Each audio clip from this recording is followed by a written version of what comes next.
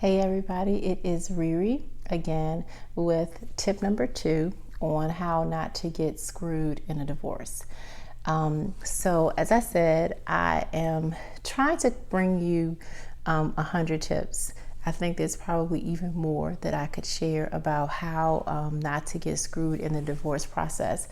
Some of these tips I wish I had known before, but I think I did very well. But I want to make sure that, unfortunately, if you're in this position, that you are prepared with some of the little nuances that you may not know. So tip number 2 is going to be a two-parter. The first part of it is that you have to know that this is about money. And the second thing is that it is about protecting his reputation. So if you go into this process knowing that, it may make it easier if you are unfortunate enough to experience it, the results of that reality, that this will be about money and it is about protecting his reputation. So what I mean by that is, on the day that my spouse left, he cried, saying many things, but one of the statements that he made was that this is not about money. It was about him living his truth, and that I should take all of the money that I needed because he wouldn't be a doctor without me. That tune soon changed. If your spouse is leaving, especially to be with another woman, reality will soon hit that relationship, that money is needed. Not only is it needed to live the type of life that they have desired, but there probably were certain promises made, and depending on the dynamics of that relationship, that is probably the goal, which is to live the life that you as the wife were once afforded. So if you are prepared for that reality, you will do better. So here are some tips that I think are very important. Number 1, keep good records. I had lots of records still in my possession because they didn't, he didn't leave with anything. So you want to keep copies of policies, life insurance policies, health insurance, proof of what was covered and everything in the marriage. You want to keep a copy of all your banking records, any retirement accounts that you may have, investments, savings, deeds, all of those things. Don't throw anything away. I was never tempted to, because I actually have so much paper in my basement. It was really hard to go through those records when came time for me to provide them to the other side. So part of that tip of keeping good records is to start assembling them.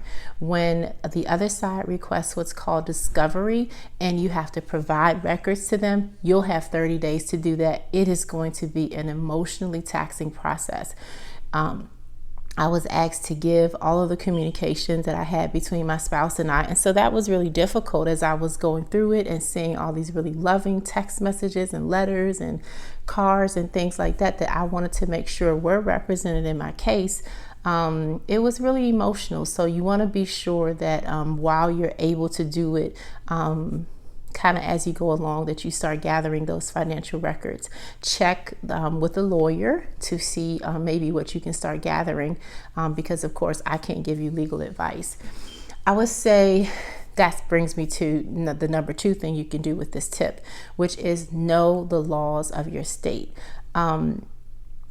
I think that that's important in the context of knowing that this is about money. If the laws of your state provide for a fault divorce, then you may need to keep and collect evidence of an affair. You may need to keep and collect evidence of abuse. You may need to keep evidence of your children's interaction with your spouse, with his family, anything like that may help you when the time comes later. Because remember, this is about money.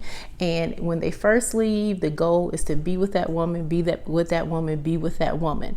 But when they realize how much it may cost them, unfortunately, I was faced with the accusation that I was an unfit mother, something I never thought my spouse would say about me.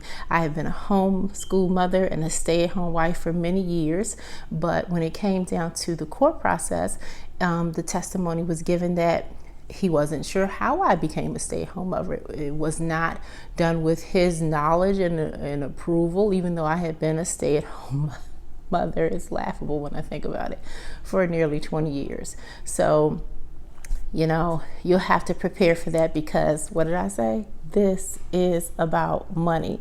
So for me, I had all of my homeschool records. I had what we call in my culture, I had the receipts to prove that I was doing a damn fine job of home educating my children. And it brings me right into my next point about what you need to know when you're thinking about it's about money. They will have no floor to what they're willing to do, because this is about money. What do I mean by that? Well, I mean that they will say things like, you did not cook, you did not clean. They will tell people that potentially that they were abused, that you were abusive. They will tell them that you didn't care for your children. I was subjected to that statement. Like I said, that I didn't educate my children when it just simply wasn't true. So be prepared for that, because when I heard those things, I was in court and I just was a ball of nerves. I was very tearful because I just couldn't believe that they were being said. But if I had accepted early on that there was no floor to what would be said or done in order to win the case, maybe it would have been easier to hear in that moment, but it wasn't. Here's the other tip. Don't feel like you don't deserve anything. I remember a woman that I became friends with, and she was in the same position as me, but she said something to me that I think was a part of the kind of the rhetoric that we say in society. She took them for everything, or you should be glad for what you get. Whatever has been earned in the marriage is 50-50.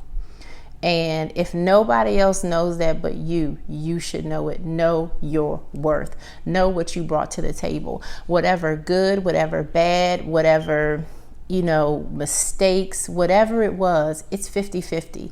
If your husband earns $50,000 a year and you earn nothing, then $25,000 for you, $25,000 for him. That is fair.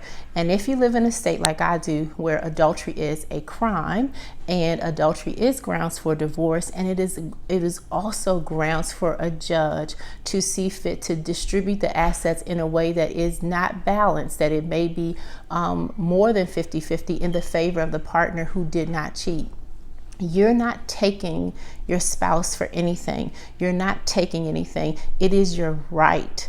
It is your right to assert yourself, your position, your arguments in court, and let a judge decide. It is a fair process for some. I don't want to say that it's always a fair process, because I have heard some horror stories, and I think that's when you really have to have a great attorney so that you can feel better about how you fare in that process. But you do want to, if only for yourself, know that you have not taken anybody for anything. You have had the assets redistributed. And like I thought, for my case, it was not because I had asked the court to do that. My husband asked the court to dissolve the marriage, which means that he asked the court to determine what alimony, what child support, what assets, what would be done. So the result of that was what he asked for. And so you have to keep that in mind so that you don't feel like, oh, I don't want to do this or I don't want to do that. Bullshit. Do what you got to do to protect yourself. 50-50, that's if everybody agrees, hey, this is a bad marriage, let's get out of it. But don't let somebody get your nickels. That needs to be in your pocket. And I'll just leave it there. Okay. What else did I say? Speak up for yourself. What do I mean by that? This is about money. Speak up for yourself. People that say things like, I understand him leaving you, but the kids, or they may say, well, this may be this, or maybe you should try that, or, whatever. Speak up for yourself. This is about money. This is about money. This is about money. Don't be afraid to say no. None of it makes sense. No, that's not true. You have to speak up for yourself if that's what you want to do. If you are quiet, if you're reserved, if you aren't comfortable sharing, there are many people like that, then don't do it. But if you're like me, where talk is therapy, where being understood is important to you, don't feel bullied into not speaking, because this is about money, and money and reputation. And in order to do that, your silence is required. So sometimes it's not good to be silent when things were done inappropriately or wrongly against you. Sometimes it's good to say, no, this is the case, so that you can preserve your position later. I'm looking at this list here. Expect lies. This is about money. Expect lies. Expect lies like, I don't know what she did with that account. Expect lies like, she's been flipping houses for years and I don't know what she did with the money. Expect lies. Expect lies like, here's a good one. She knew it was a bad marriage.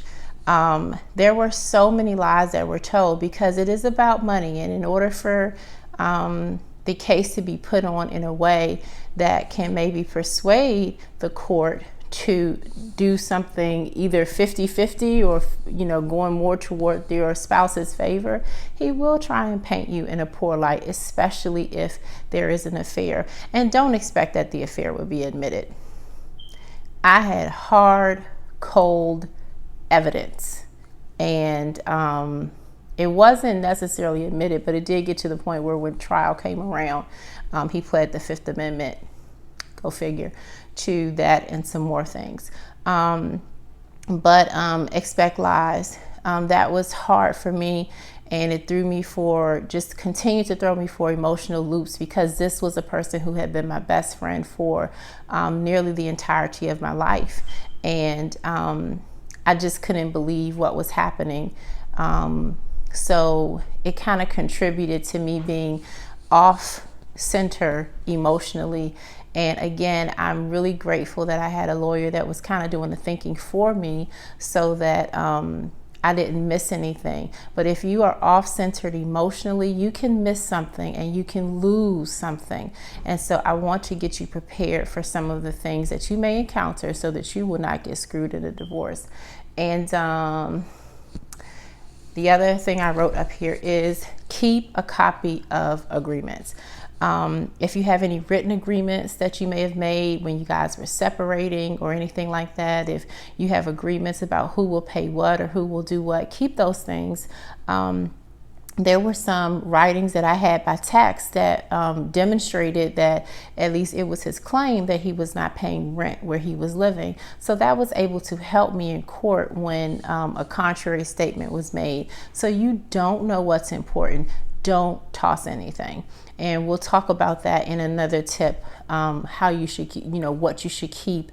And even if sometimes it's painful, I have friends who very, very lovingly said to me, they thought that I should throw some things away.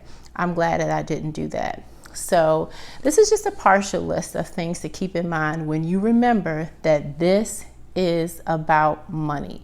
It does not mean that you won't get back together. It does not mean that the marriage cannot be saved. It does not mean that you'll get everything you want in a court of law. It does not mean that he'll get everything that he wants.